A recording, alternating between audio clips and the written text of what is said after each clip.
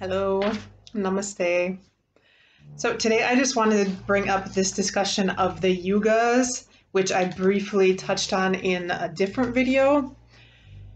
So the yugas essentially is this way of looking at cycles, right?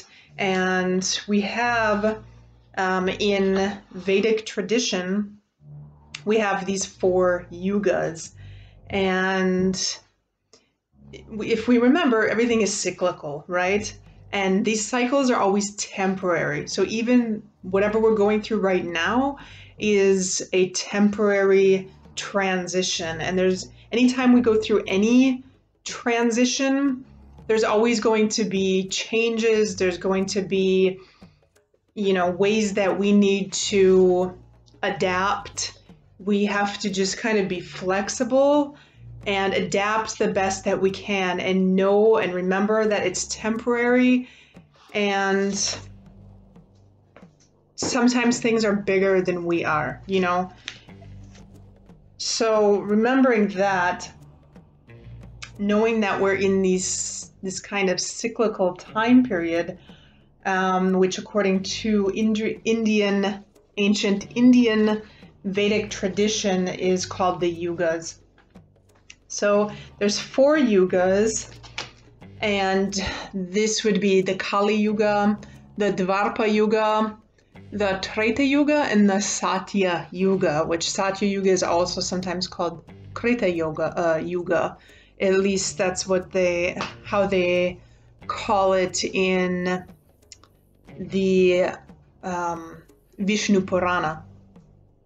So here are some characteristics of each, and I think even knowing some of these things like on a bigger scale, it kind of helps us to know where we are in time, so to speak. Even though time is an invention of man, time really doesn't exist, right? But it's just an invention that we have in order for us to organize our day, essentially. But here's some characteristics of each. So Kali Yuga is the darkest time, right? Man lives to about 100 years old. And if he didn't live, if he lived longer than that, then there would be even more misery and even more suffering, because this is the time right now that we have the most suffering, the most misery on the planet. So it would be too much. Kali Yuga is the time when people are lying, they are cheating, they are stealing, they are killing, murdering. There's a lack of knowledge. There's a lack of general common sense. There's a lack of information. There's a suppression of knowledge, which we can see even with the censorship. Even I had a video taken down the other day. It was removed for some apparent reason, and I don't know. We just keep going and look for alternative solutions the best that we can. But there's a suppression of knowledge. People are not following the yamas and the niyamas, which I will talk about in a different video. It's basically how we should be conducting our lives, Satya, being truth, ahimsa, nonviolence, etc. There's disease. Disease is rampant. People are sick and they get sicker. They don't know about the human body. They're not righteous people, right? So they don't have integrity. They'll say one thing and do another. They are hypocritical. And people are regularly eating meat. This is another sign of Kali Yuga.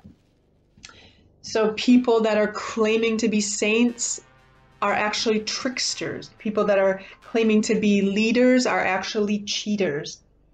And this is pretty much everything that we've seen up until this point. This is what we continue to see.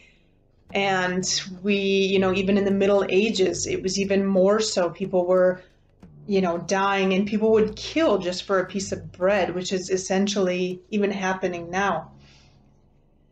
Then we move to Dwapara Yuga. And this is where people start to realize truths. They start to come into information. They start to have knowledge. They start to go back to the knowledge that was previously in existence, right? So they are looking for this information. They're looking for answers. They're asking more questions. They want to realize their dharma, you know. They want to know how they can live better. And there's an interest in ancient knowledge in Dwapara Yuga.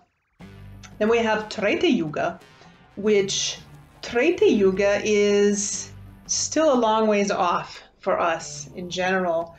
But there's sacrifice, there's charity, there's truthfulness. People in Treta Yuga live to about 3,000 years old.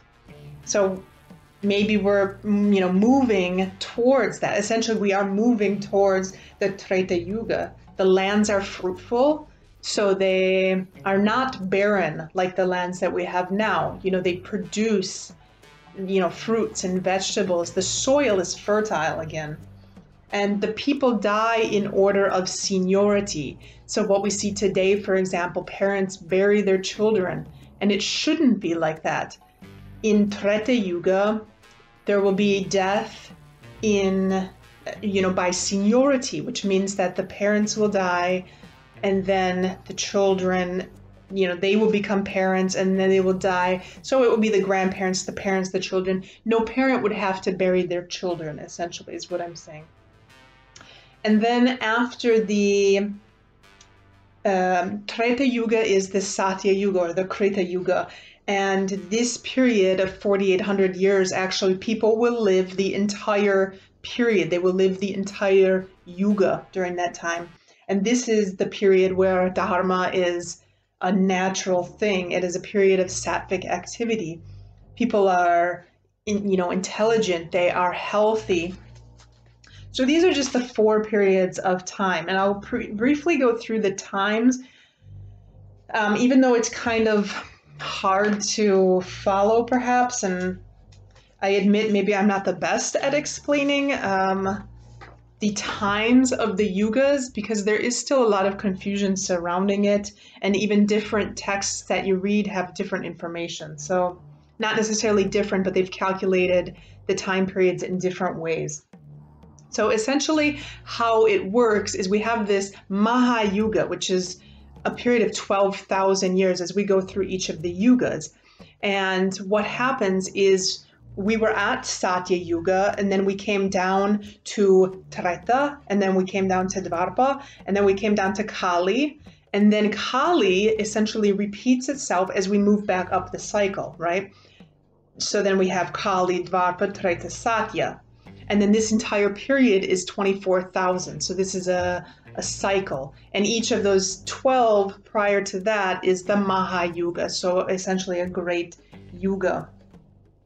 And we have 48, and I'll put a slide here with the calculations. We have 4,800 years in Satya. We have 3,600 in Dwapara. We have 2,400 in Treta, and we have 1,200 in Kali. And that's what makes it up to the 12,000. Now this is what Sri Yutkaswar says, and I agree with his calculation, because essentially what he says is, if we look at some of the calculations from the Puranas, it shows that we have to take into consideration these divine years. So essentially 1 year of man is 1 day for the gods. And so then we should essentially multiply everything by 360. And they use 360 because that was a perfect number. I won't go into the in-depth calculation here, but you can find this in the Vishnu Purana, and you can also find this in the Vayu Purana. And then you can also find it in various books. The Sri Yutkaswar has his calculations in there as well. So you can definitely, you can download these. I'll put links to these below if you want to do your own calculations. But essentially, so if we did this and we multiplied everything by 360, we would get this astronomical number. For example, Kali Yuga would be lasting for 432,000 years. And how Yugasvar talks about it is he essentially says that these calculations were incorrect since they had been made during the Kali Yuga. And spirituality, you know, getting to this higher knowledge is extremely difficult during Kali Yuga for this reason. So I just wanted to briefly touch on the Yugas, and that also according to him that we are actually in 320 Dwapara Yuga. So this could possibly be giving us some hope, right? Because if we are moving out of this, the most darkest age, and we're moving into Dwapara Yuga, which we're already in, according to him, he says for the world is now in Dwapara Yuga, and that 194 years of the Yuga have now, which at the time was AD 1894, passed away, bringing a rapid development in man's knowledge. So this could give us hope, right?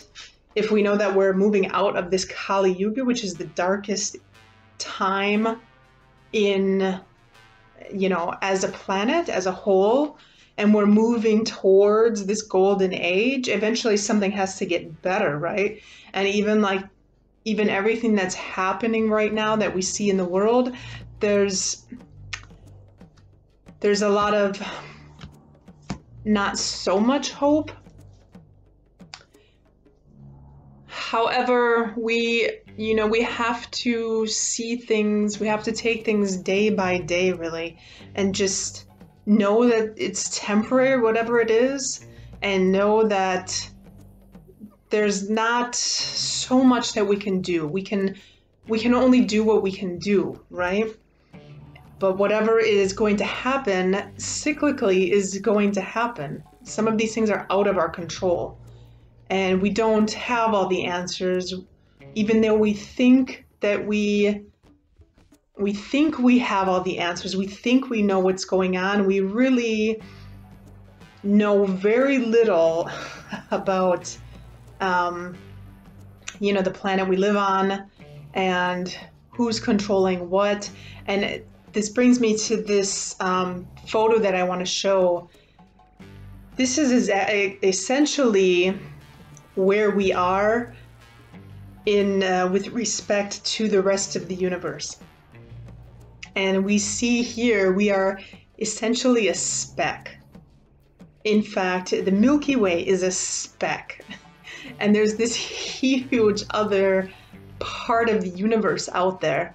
And we think that we have all the answers. We think that we know what's going on in our own little world and everything, but we really don't know anything. And we can only take things day by day and see how things unfold, really. Take everything as a learning experience, try to live in the best way that we can, and try to be the best version of ourselves that we can be, because essentially that is what's going to make the world an easier place to live in. If we think about the last 50 years or the last 100 years, just the behavior of people, how it's deteriorating, how it has deteriorated, how it continues to deteriorate.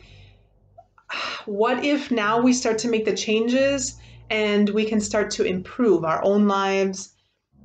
If we're happier, then naturally it's going to reflect and it's going to touch somebody else's life.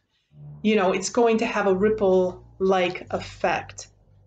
And that's really all that we can do, is how can we live in a better world, And if we take some of this ancient knowledge into consideration, we can look at ancient texts and we can, study these texts and try to make sense of the world that we live in as much as possible, and maybe have some hope moving forwards towards the future. So I hope that helps. Let me know if you have any questions, comments, and have a good day. Namaste.